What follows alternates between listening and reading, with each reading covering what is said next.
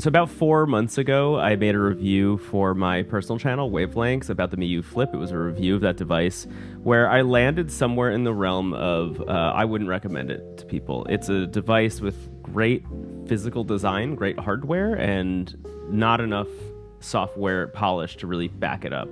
I pointed people towards the Anbernic RG35XX SP instead. Despite being a chunkier device, it felt a little bit cheaper. It had more custom firmware options, just seemed like the kind of thing that made more sense to drive people towards if they were looking for a fully featured device that, did everything that the chipset should allow it to. I found that the Miyoo Flip, and specifically the stock operating system that it came with, wasn't really up to snuff, and in my testing was not playing games at full speed that it should have been, which was disappointing. It's not what you want out of a new device, especially one that was as hyped up for as long as the Miyoo Flip was. But I ended that review and walked away from making that review thinking a lot about the Miyoo Flip and thinking specifically about, I was bringing the Trim UI brick with me on an almost daily basis at that point. That was the device that was coming with me on the commute to work. It was always in my pocket or my bag when I was on the subway to and from the office. I live in Brooklyn. I was commuting to Manhattan every day. So for 40-ish minutes every day, I was sitting on the subway or standing on the subway, and I was playing something, and it was usually the Trim UI brick at the time. But since making that review, slowly but surely, I phased the brick out. Despite all of the improvements in custom firmware with things like Next UI, for example, and started to move back towards the Flip. Specifically, I ordered 2 Miyoo Flips right when it launched. Right when it was available for pre-order, I ordered 2 of them. I ordered a yellow one and I ordered a black one. And the yellow one came release week. It came the day it was supposed to come out. I had the yellow Flip in my hands. The black one was back ordered for a while, but I eventually got it. It's right here. And I basically just switched everything over to the black one, started using it full time. I always just kind of wanted the black one more so than the yellow one. The yellow one was just kind of more because it was the one that was available at the time, but I thought, if I can pre-order a black one, why not? So I got one, and slowly but surely, over the course of the past 4-ish months, the Miyoo Flip has become my daily driver. It's become the thing that's always with me, and I wanted to talk a little bit about it. This is going to be a largely unstructured video, to be clear. I don't even know if I'm going to add B-roll. Maybe you've already seen some, maybe you haven't, but I wanted to talk about this because I think it's fascinating. My feeling about the Miyoo Flip post that review was I may keep using it, but only because I already own one. That doesn't mean I would recommend it to people.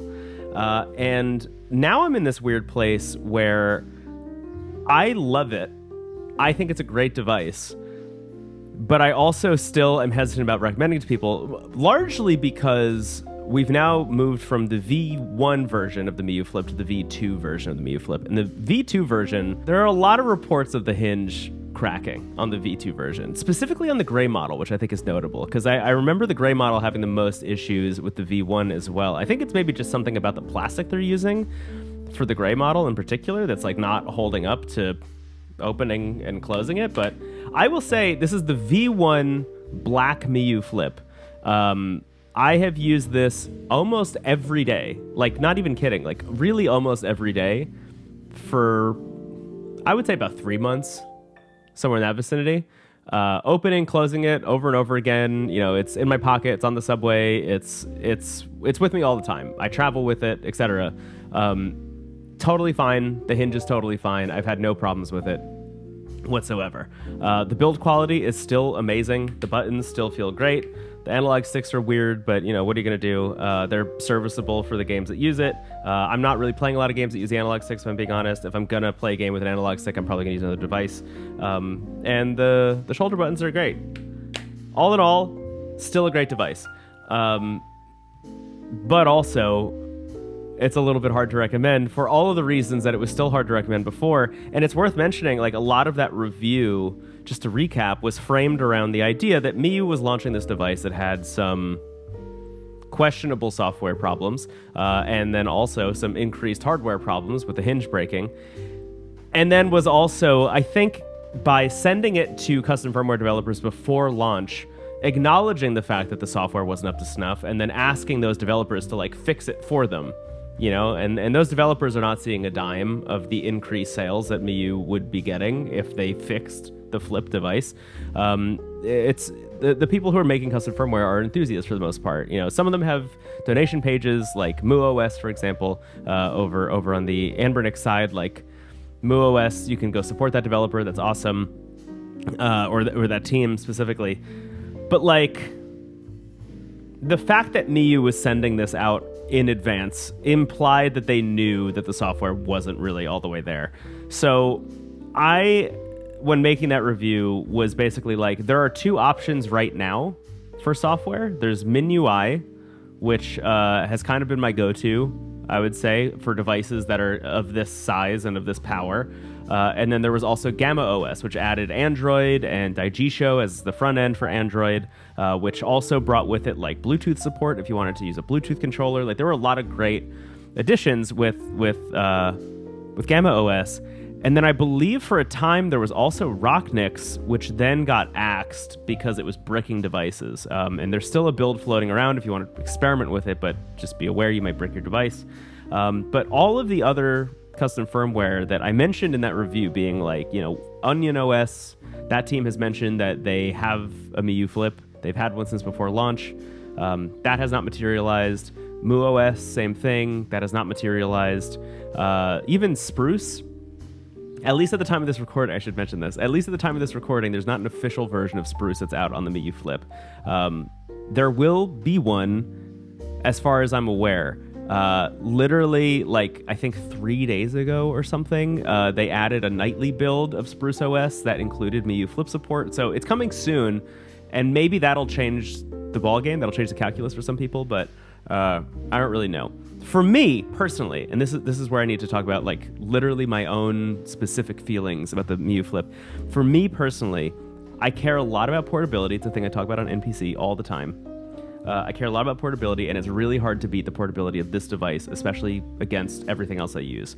The Trim UI brick, for example, incredible device. A lot of people love it for good reason, but the exposed screen kind of freaks me out a little bit, and being able to have the clamshell protecting the thing, I think, is really huge. So that's a point in the favor of the Miyoo Flip for me, but also I'm using MinUI on both devices. The thing about MinUI on the brick is that it is much more fully featured because there are a lot of people making forks of MinUI, things like NextUI, which add a lot more functionality. I've been messing around with NextUI on the brick. It's really good. I highly recommend it. If you're a person with a brick, you should check that out. But there's enough customizability in MinUI that, like, I haven't really run into that many issues. At the time of the recording for the review, I don't think I'd managed to get Nintendo DS running on here. I don't think I was there at that point. I now have Nintendo DS running on here. I have added a bunch of stuff to this device that has made it basically exactly what I need. I'm going to turn it on real quick so I can just kind of scroll through, but I have a custom boot logo that I set up. But there's a person on GitHub who goes by Ryan M. Sarter. They have a thing called Rise Custom MinUI Packs for Miyoo Flip. And I'll include that in the description of this video so you can see what I'm talking about. But it basically adds PSP, it adds Arcade, it adds Nintendo DS, a standalone RetroArch, Dreamcast, and N64. I have added that to my Miyoo Flip. So you can see here, I have, let me see if I can get it to focus. I have Nintendo DS here. I have PSP. I have a bunch of stuff. And it's great. It really, it works surprisingly well. PSP, that's always going to be iffy. Also, you're playing 16:9 stuff on a screen that's, I think, 4:3. That's never going to be, exactly what you want. But for the most part, the stuff that I've played on here has worked pretty well. I will say, in the case of Dreamcast, there's literally only one Dreamcast game that I play all the time, and it's called Cannon Spike, and it works flawlessly, and that's all I need. I haven't tested a lot of Dreamcast on here, but I imagine people have run into issues here and there, if I was to guess. But the biggest thing for me, weirdly, and the console I play the most outside of Game Boy Advance, which is I think my most played definitely, is the Nintendo DS. And I've been trying to put together a list, and it's taken me a long time, and I'm still working on it, but I've been trying to put together a list of games that work really well as single-screen games for the Nintendo DS for, people who are playing on devices like this, like being able to just have a button mapped to like swap from the top screen to the bottom screen just so you can like see what's going on. Games like, for example, Mario Kart DS that like definitely don't need you to see both screens at any given time and don't need touchscreen input, etc. Those are games that are like perfect. The Dragon Quest games, also perfect. And personally, I'm on like a God quest throughout my whole life to play all of the Dragon Quest games. And the fact that there are, 4 mainline Dragon Quest games on Nintendo DS just means I'm playing DS a lot. And it's maybe the most important console for me. So having DS running on here is really important, and I will say that it runs really well. It is not running through MIUI as seamlessly as all of the other consoles because it's a standalone emulator. Same thing with PSP. With PSP, you're running PPSSPP, and when you open that up, that means that there's like a bunch of other menus that you need to worry about that are not layered the same way MIUI is, but that's just because this person on GitHub, shout out again to Rai, has just managed to get this stuff to work as like packs that you can install into MIUI. But that said, it's been really great. The other thing that I've added, which has been really helpful for me as well, because I'm a person who plays a lot of ROM hacks, I got a thing, let me see if I can find it on here, but I got a thing, I think it's through the extras in like stock MIUI, if I'm not mistaken, but basically it allows me to have Game Boy Advance and then MGBA. So the stock Game Boy Advance emulator that's running with MIUI is GBSP, which is a great emulator, to be clear. It's really good. Or it might be GPSP. Either way, it's one of those two. It's a really good emulator, but it's not great specifically for ROM hacks. And most Pokemon ROM hacks in particular need MGBA, the emulator, to work correctly. A lot of them aren't really tested for anything but MGBA. So being able to have an MGBA section now in here as well, so being like I could play this game on the stock MIUI Game Boy Advance emulator, or I can launch it in MGBA, really great. All of that said, like, this has just become my daily driver, and it fits perfectly in my pocket. It fits perfectly in my bag. I personally really love it. But again, it's really hard to recommend to people, especially in a time where like tariffs are affecting everything. Who knows if Miyoo will even be sending any more to the US? Like, it's a really weird time to be talking about the Miyoo Flip, I think, because we're after the launch period where I think a lot of people dunked on it, rightfully, if I'm being honest. And we're also right before things like Spruce launch for real, and we have a better understanding of what's going on tariff-wise. So, like, there's a world in which, like, you just won't be able to get one. But there's also a world in which you will, and there will be better custom firmware options, because if Spruce launches, I think that's going to be better for most people. I think a lot of people would rather have Spruce than MIUI. But for me, personally, MIUI running on here with DS support in particular has been a godsend. And I just am really fascinated by the turnaround with this thing. Like, I'm just really fascinated by how I walked away from that review being like, I wouldn't recommend this to really anybody when there are other options out there, to like, well, if I have one already, then I'm just going to use it every day, which really made me question, I think, the thesis of that review being like, why would I not recommend this to people if I personally love it? I think it's like, it's literally just a fracturing of like logical thinking versus emotional thinking in some ways, right? Like there's the version of my brain that's like, you put everything on paper and it's really obvious that you shouldn't get the Miyoo Flip. But in practice, in use every single day, if you get one where the hinge doesn't break, then you're probably going to have a good time, especially if your use cases, if your needs for the device are similar to mine, which is basically like, I have a device that is for everything up to basically Nintendo DS-ish. I have a device for, everything up through GameCube and stream. I'm taking it out of its case. GameCube and streaming with the Iron Odin 2 Mini, which is like still, I think, one of my favorite devices ever. This is basically the workhorse for everything that I wouldn't be playing on the Flip. And then I have the ROG Ally X for everything above that.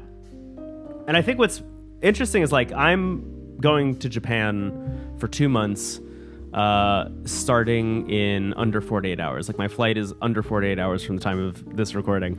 And my plan initially was to go with just the Ally X and the Odin 2 Mini.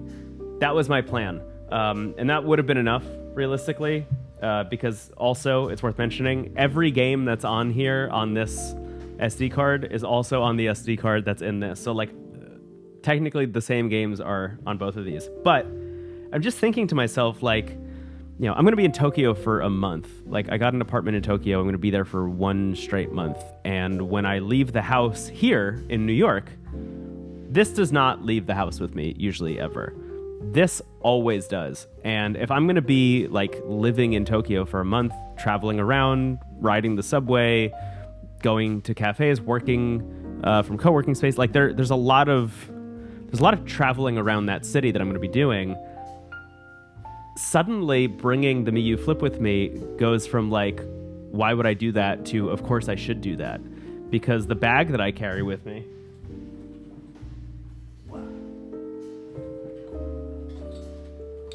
is this like Timbuktu bag, which fits, you know, a bunch of stuff in it. I have a bunch of different pockets here. This pocket, yes, always has the Miyoo Flip in it. It just fits so perfectly in this little pocket, and I love it. I wish, like, I've tried to fit this also in here. It kind of fits in here, but not as useful. And then this big pocket is usually for, like, my Kindle and my camera, if my camera's not already on a sling around me. But anyway, point being, like, the Miyoo Flip is a weird device in that it's, like, kind of exactly what I've always said I wanted. And the controversies around it at launch and even now make me really hesitant to recommend it to people. But I feel compelled to at least explain the truth of my experience with it, which is, like, the emotional truth, again, which is that it's, I think, like, probably my favorite device that I own outside of these two. It's been transformative in the way that I play games. I feel like it's... Here's the thing that I haven't talked about in a lot of reviews. I've talked about this on NPC a little bit, but I feel very strongly about the kinds of technologies that make you want to use them. The thing I talk about this with frequently is with cameras. I'm a person who takes a lot of pictures. I had a bunch of cameras. I just sold a bunch of cameras. But, you know, I had a bunch of cameras, and they were all lined up on a shelf next to my door. So when I left the house every day, I would choose a camera and take it with me. And I always gravitated towards one camera in particular. It was the Fujifilm X Pro 3. And that camera is the one that just made me want to take photos. And it was the one I reached for every day because it was the most fun. It looked the coolest. It was, like, seamless in its operation, and I used it so much, and I got so good at using it that I didn't need to think about the dials and the placement and, like, film simulations or, like, anything. It just, like, I could just take pictures, and I knew generally that the picture that I was trying to take is the picture that I would have on the SD card when I got home and I put it in my computer. And it made me ask a lot of questions. Like, that realization made me ask a lot of questions about the other cameras I owned. Why do I own these other cameras if they don't inspire me to take photos? Like, they are a tool, they're a vessel for taking photos, but why am I not using them? And I think that's where, like, even though it's worth mentioning, like, even though they were better, technologically speaking, like, I had, before I sold it, I had the Nikon ZF, which was a full frame camera that looked sick, looked like an old Nikon Z camera. like an old film camera. Really cool thing. Incredible low light performance. Great lens, like just really good camera, but I never wanted to take it with me. Similarly, I had the Leica Q2 monochrome, which is definitely the best camera I've ever owned in terms of like what it's capable of, the build quality, the software. It's the most expensive by a huge margin. It's way too expensive. Leicas are way too expensive for what they are. I would say they're about twice as expensive as they should be. Like every Leica should be expensive, but it shouldn't be as expensive as it is. That said, I had the Leica Q2 monochrome. Some of my favorite photos I've ever taken were with that camera. I got it for my first trip to Japan, and I was blown away by just how gorgeous those photos were because the technology and the lens on that was amazing. But I never grabbed either of those cameras when I walked out the door. I always grabbed the Fujifilm X Pro 3, despite being the worst camera of those three, technologically speaking, because the emotional truth of it was that it was the most fun to use. And I have a lot of devices. I have a lot of handheld emulation devices. I mean, my background is blurred. I could turn the background blur off, but like, there's a bunch back there. Like, actually, if I go like there's a bunch here. They're all over the place. I have a ton of them. And what I have found over the past like 4 months is that increasingly the device that I grab on my way out the door is the Miyoo Flip. It is the device that speaks to me the most. It's the device that I find myself wanting to play and finish games on. And it's the reason, if you listen to Into the Aether, for example, like when I'm playing games like Mega Man Battle Network and stuff, that's because the Miyoo Flip inspires me to pick it up and revisit games and try games and like actually commit to playing them outside of like just playing them to test out the device. Like I'm actually like sitting on the couch and playing Mega Man Battle Network, or I'm playing it before bed, or when I'm on the subway, I'm like, time to chip away at, you know, whatever this game that I'm playing is. And that's a really powerful feeling because not every device gives you that. I've been hearing that a lot with like the Retroid Pocket Flip 2, for example. Some people I know who have that, they've been talking a lot about how like once the initial setup period was over, they kind of expected that to be it. But that is a device that is asking them or inviting them to play more of it. I think that's really powerful. And that's the emotional truth of the Miyoo Flip, is that it makes me want to play it. And I think that's important to shout out. That doesn't mean that'll be the case for you, dear viewer, but that's the case. So before, like 2 days ago, my plan for Japan was to bring the ROG Ally X in this D-brand case that I have, which is great. I will say there are a couple devices or a couple case options for the ROG Ally X that are not the D-brand kill switch case with this like travel cover. I know Skull & Co. I think makes one, along with maybe JSaw. Maybe JSaw makes one. But anyway, the idea of having a case for this that is like basically just the same size profile as the device itself, really great for travel specifically. When I went to CES this year, I was really glad to have that. And then the Ion Odin 2 Mini in this case that came with it, which I was really grateful that they gave me a case along with it. Big fan of that. But my plan was to just bring these two because I thought it would be redundant to bring any other device. And now I'm like, I'm going to bring the Miyoo Flip with me. It just feels like I would miss it if I didn't have it with me. I think it's very interesting. Anyway, I know that not a lot of people are going to agree with all of this. I also know that a lot of people are really riled up about the hinge is breaking, which is, you know, a very high-profile thing, because if you go on like the Miyoo Flip or the SBC gaming subreddits or something, it's like every other day there's another photo of somebody else's hinge that's broken. I know Russ from Retro Gamecore posted a video that was like losing the hinge lottery. That shouldn't be happening. That shouldn't be like Miyoo should not be sending devices where the hinge could break like that. They need to be doing a lot more QA testing. And I don't feel any better about Miyoo as a company than I did when I made that review in the first place.